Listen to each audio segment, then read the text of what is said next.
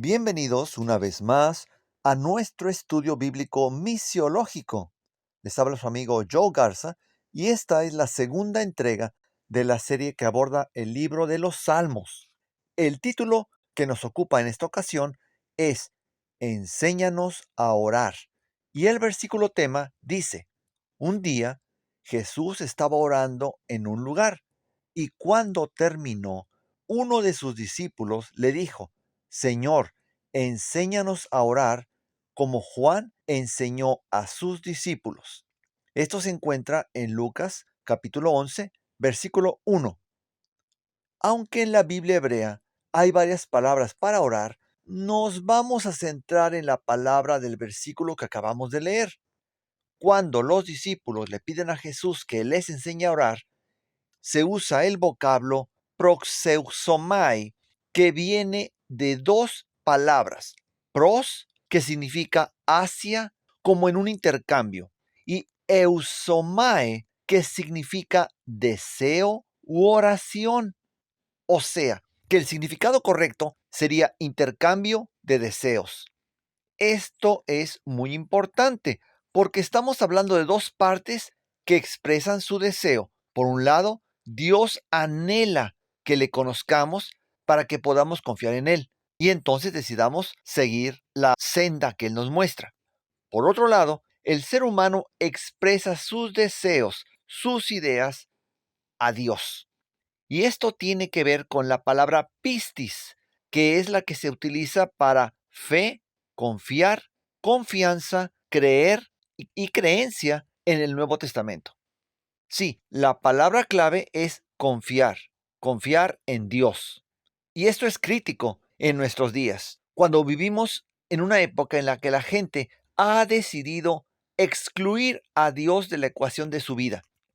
Cuando se hace eso, lo que nos queda es muy poco. Como dijo el astrónomo Carl Sagan al hablar de nuestro planeta Tierra, una pequeña y solitaria mota de polvo envuelta en la gran oscuridad cósmica. Esto es tan pequeña e insignificante que simplemente no importamos nada en lo absoluto. Eso es lo que queda cuando el hombre trata de sacar a Dios de la ecuación. Pero cuando uno conoce al Creador, es muy diferente. Nos maravillamos ante la idea de que aquel que hizo todo y que sostiene el universo tiene mayor conocimiento de nosotros que nosotros mismos. Vienen a nuestra mente las palabras de Jesús cuando nos dice que Dios conoce aún el número de cabellos en nuestras cabezas. Y este principio de la oración cristiana se basa en el hecho de que Dios es un Dios personal y relacional, quien, como leemos en Juan 15:15, desea ser nuestro amigo. Y aquí quiero hacer una pausa para amablemente recordarles dos cosas. La primera, que este tipo de estudio, como cualquier otro mensaje que leamos, miremos o escuchemos, de ninguna manera reemplaza el estudio personal de la palabra de Dios. La segunda es que por favor compartan este video, le pongan un like, un me gusta, el pulgar hacia arriba, se suscriban y activen la campanita de notificaciones. Nuestro objetivo es llegar a mucha más gente y de esta manera reactivar la misión de cada miembro de iglesia a fin de que dejemos de retrasar el regreso del Señor. De vuelta a nuestro tema. La semana pasada comparábamos el libro de los Salmos con un himnario. Ahora sería bueno mencionar que también es similar a un manual de oración. La idea de fomentar, promover e incentivar la lectura de los salmos cumple varias funciones. Por ejemplo, al leer el Salmo 105:5 nos ayuda a recordar las grandes obras de Dios. Y es que eso, el recordar las grandes obras de Dios, constituye el centro de la adoración en la Biblia. Recordemos que Dios no nos pide fe ciega. Él nos proporciona abundante evidencia. La evidencia está exactamente allí, en lo que Dios ha hecho por nosotros. Otra función del libro de los Salmos es, como dice el apóstol Pablo en Colosenses 3:16, una guía o un maestro. Ya en Santiago 5:13 se nos invita a aprovechar los beneficios terapéuticos del entonar esos cantos de alabanza a Dios.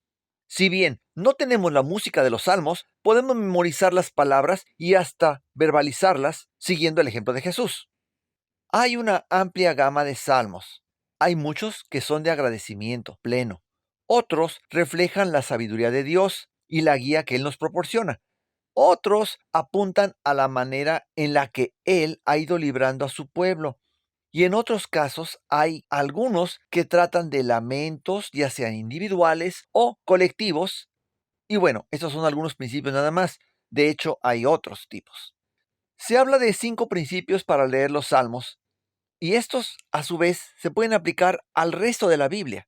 Número 1, comenzar pidiendo la dirección del Espíritu Santo al leer el salmo o el pasaje, reflexionar en él y considerar las circunstancias básicas en las que fue escrito y lo que éste refleja. Eso prepara nuestro corazón para poder descubrir las evidencias que Dios nos muestra en la lectura que estamos llevando a cabo. Y esto es clave del resto del proceso. Número 2, analizar hasta dónde la experiencia por la que estoy pasando se asemeja a la que pasó el salmista, de manera que yo pueda captar cómo podría ayudarme ese salmo o pasaje. Número 3, si encuentro algo que desafía mi punto de vista, lo mejor que puedo hacer es compararlo con el resto de la Biblia, incluyendo las enseñanzas de Jesús en el Nuevo Testamento. Eso me dará una mejor perspectiva y una mayor certeza. Número 4. Hay que encontrar los nuevos motivos para orar que el Salmo te proporciona, no solo a ti o a mí a nivel personal, sino también a nivel corporativo, toda la iglesia, y esto dentro del contexto de la obra que Jesús nos ha encomendado. Y número 5. Si el Salmo corresponde a alguna situación por la cual alguien que tú conoces está pasando, entonces intercede en oración por esa persona. Recuerda que entre más nos sentimos impresionados a orar por otros, más está Dios transformando nuestros corazones. Hace un momento hablábamos de Colosenses 3:16, donde dice que la palabra de Cristo habite plenamente en nuestros corazones. Cuando yo elijo sumergirme en la atmósfera que el Padre, Hijo y Espíritu Santo me ofrecen, moro en la presencia de Dios y eso permite que Él me transforme.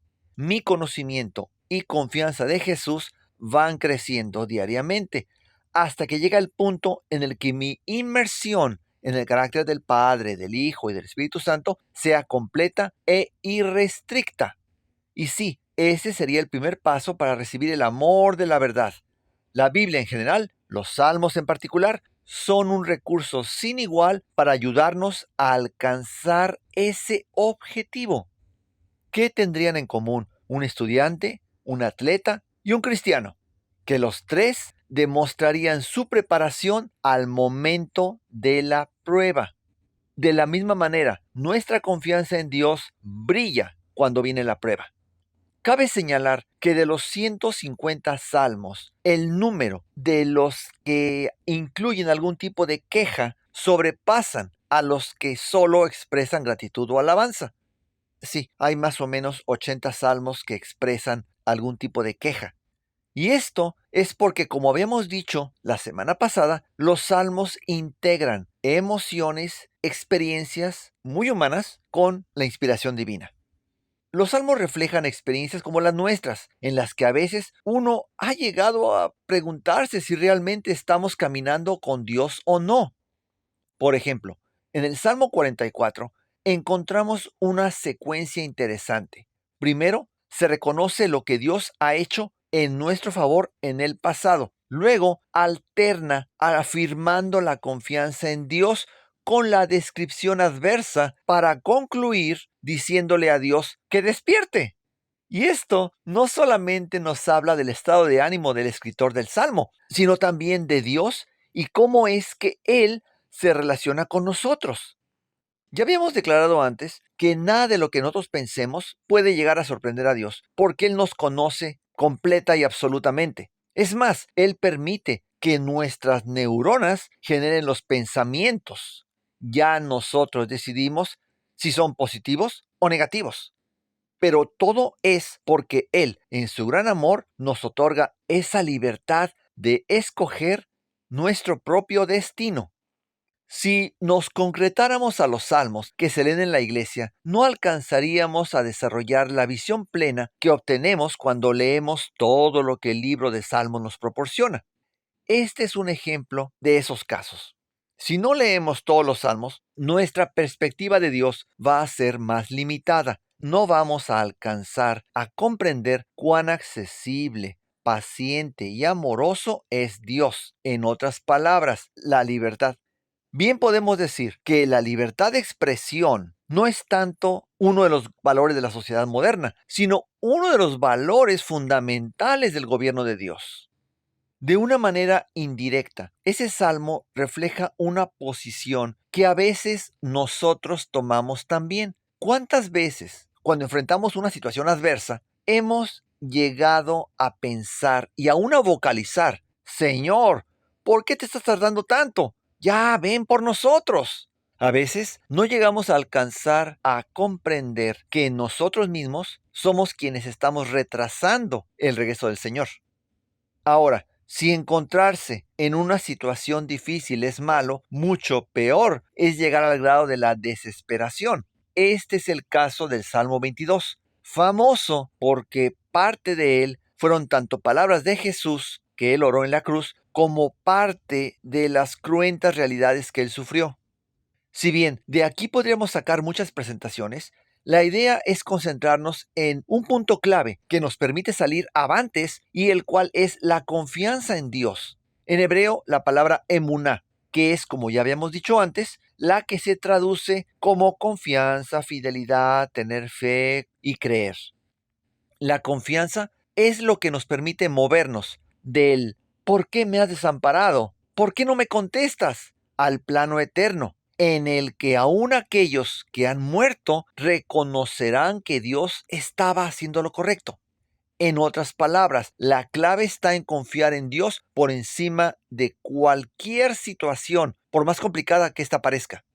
Utilizando una ilustración contemporánea, podríamos decir que la confianza en Dios es como esos sistemas de visión térmica que los bomberos utilizan para desplazarse en medio de un ambiente saturado de humo.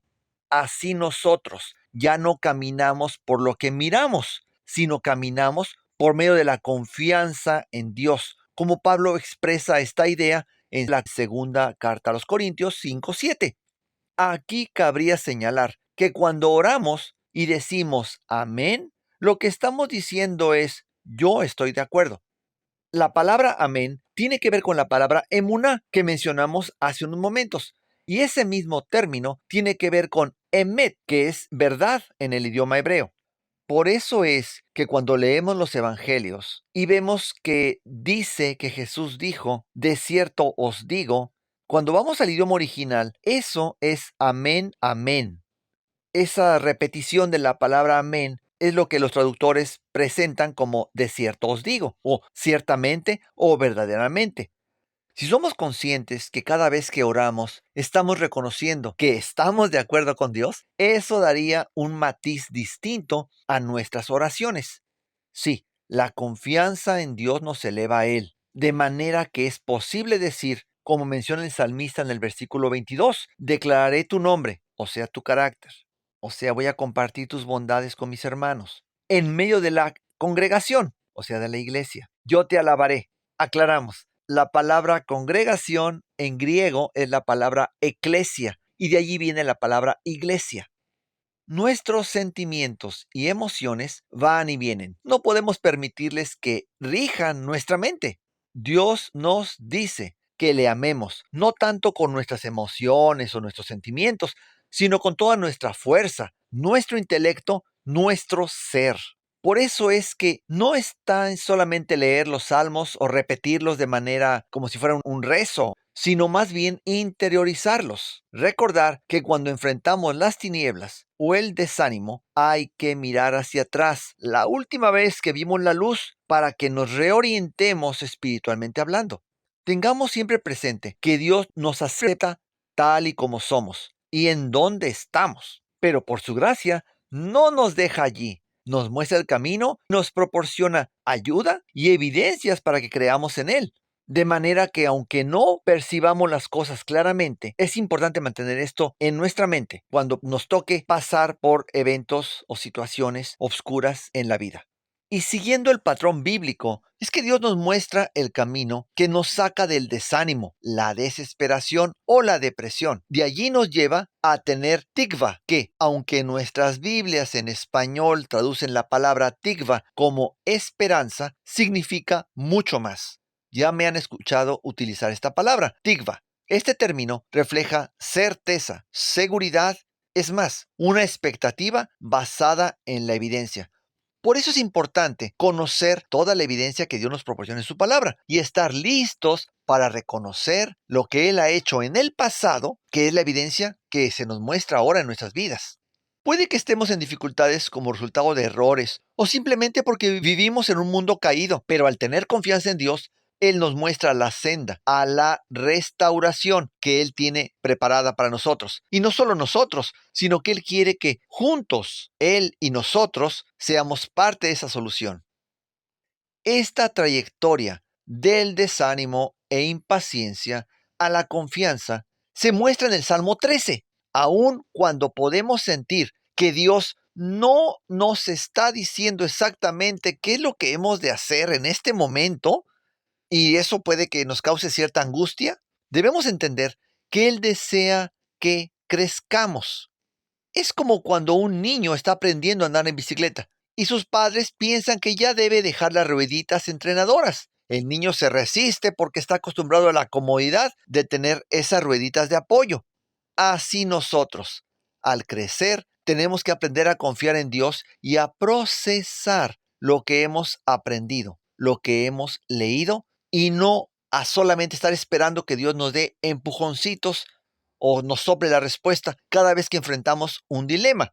Los salmos como este, más que oraciones que haya que repetir, son patrones que debemos estudiar a fin de que con la ayuda del Espíritu Santo, tanto nuestras interacciones con Dios como nuestro razonamiento y proceso mental de la respuesta que Él nos dé, redunden no solo en nuestro beneficio, sino también en mostrar que sus caminos son la mejor opción. Una vez más, debemos recordar siempre que lo único que Dios nos pide es que confiemos en Él. A menudo se habla de las promesas de Dios. Personalmente, o será porque me fijo mucho en el significado de las palabras, me gusta más el término declaraciones de Dios. Promesas las escuchamos por todos lados, desde políticos hasta mensajes publicitarios. En cambio, lo que Dios dice son afirmaciones, declaraciones, pronunciamientos. Dios dijo que va a pasar y así va a ser. Cuando las declaraciones divinas se hacen manifiestas en la vida del creyente, no es tanto porque hayan invocado algunas palabras mágicas, sino porque uno decide alinear su mente con la de Dios. Entonces, vamos a colaborar y es allí cuando lo primero que vamos a obtener en ese proceso colaborativo es una paz que sobrepasa nuestra comprensión, lo que en hebreo se conoce como shalom. Es importante que no olvidemos que las pruebas van a mostrar qué es lo que hemos venido haciendo previamente. Si hemos fortalecido nuestra relación con Dios, vamos a ser capaces de salir adelante. Si no, simplemente vamos a alejarnos de Él. De allí la importancia de tomar en serio la preparación día a día. Y si por alguna razón nos hemos alejado de Dios, mientras tengamos vida, existe la posibilidad de que reconozcamos nuestra situación y regresemos a Él, lo que en hebreo es teshuvah. Y hacer teshuvah es regresar a Dios, es dar una vuelta en U. Eso es lo que nos permite llegar a la restauración que Él nos ofrece. Ciertos salmos que a veces no nos parecen muy alentadores pueden ayudarnos a mantener presente no solo que vivimos en un mundo caído, sino también que hemos de apresurar el día del regreso del Señor para que la restauración final se lleve a cabo. También este tipo de salmos de lamento pueden enseñarnos a ser más sensibles con las necesidades de otros cuando ellos están pasando por dificultades. Y claro, cuando leemos ya sea un salmo o algún otro texto bíblico, hay que leerlo siempre dentro del contexto de los 66 libros que constituyen la Biblia, como un todo. Y recordar que si está entre Génesis 3 y Apocalipsis 20, está en la parte 2, que describe el desarrollo del gran conflicto en el entorno humano mayormente. Es indispensable que recordemos que estamos en proceso, apuntando a la parte 3 de la Biblia, Apocalipsis 21 y 22, cuando Dios restaura todo lo que estaba en la parte 1, o sea, Génesis 1 y 2. Aprovecho para recordarles que si en algún momento alguno de estos conceptos que compartimos aquí resultan no muy conocidos o no muy claros, revisen las demás presentaciones sobre esta serie de estudios misiológicos que van a encontrar aquí en este mismo canal. La otra opción es que nos envíen un correo a bondadindestructible@gmail.com. Al extraer las lecciones prácticas del libro de los Salmos, no solo nuestro propio retrato de Dios se va a asemejar más a la verdad, sino también nuestra capacidad de compartirle va a mejorar. Recordemos que si tenemos una perspectiva, una visión de Dios no muy favorable, esa es la que vamos a compartir. Y si esa idea está alejada de la verdad, pues entonces no vamos a presentar a nuestro Padre Celestial de la manera adecuada. Cuando vemos los salmos como un modelo, un patrón, un plano para desarrollar nuestra interacción, la manera que oramos con Dios, entonces adquirimos un sentido más claro de la vida. Por ejemplo, a veces, cuando tenemos éxito en algo, nos sentimos tentados a pensar que es debido a nuestro talento, educación y capacidad superior, en lugar de reconocer la bondad y la bendición de Dios. Los salmos nos ayudan a mantenernos con los pies en la tierra, pero conectados con el autor de la realidad. De esta manera, logramos mantener la relevancia del Evangelio, no solamente en nuestras vidas, sino en el mundo, el cual, debido a la discreción de los cristianos, ha comprado el retrato que el diablo les ha vendido. El tipo de oración espontánea tiene su lugar en la vida del cristiano, pero al conocer estos principios que hemos repasado hoy, nos ayudan a tener un punto de referencia, una guía. Es como que alguien quisiera construir una casa, preparar un alimento o reparar un auto sin tener un tipo de manual de referencia. Los salmos nos ayudan a tener ese modelo que nos va a ahorrar muchos dolores de cabeza. Como estudiamos, aún las oraciones de lamento o desesperación giran alrededor de Dios y la certeza de quién es Él. Esa debe ser nuestra convicción también. Vamos a imaginarnos por un momento que Jesús llegara en persona física a nuestra iglesia y quisiera reunirse con nosotros en alguno de los salones disponibles. Después de una sesión grupal, tenemos la oportunidad de hablar individualmente con Él. Entonces, inmediatamente después que ya le expresé mis dudas o preguntas y le dije lo que yo deseo, le digo, bueno, gracias por tu tiempo, pero tengo que irme. ¿No sería eso absurdo? Decirle a Dios todo lo que le quería decir y no esperarme a que me responda. Bueno, la mayor parte de las veces hacemos precisamente eso al orar. ¿Qué sería si desarrollásemos el hábito de permanecer conectados con Dios al concluir nuestra oración? Después de todo, orar a Dios debiera ser como hablar con nuestro mejor amigo. Por lo general, las conversaciones con amigos son difíciles de concluir, ¿no es cierto?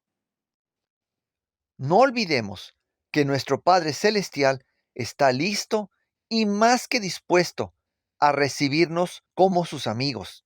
Él nos ha dotado de mentes capaces de discernir, de darnos cuenta que no existe nada mejor que lo que Él nos ofrece. No dejemos pasar la oportunidad que cada día Dios nos brinda.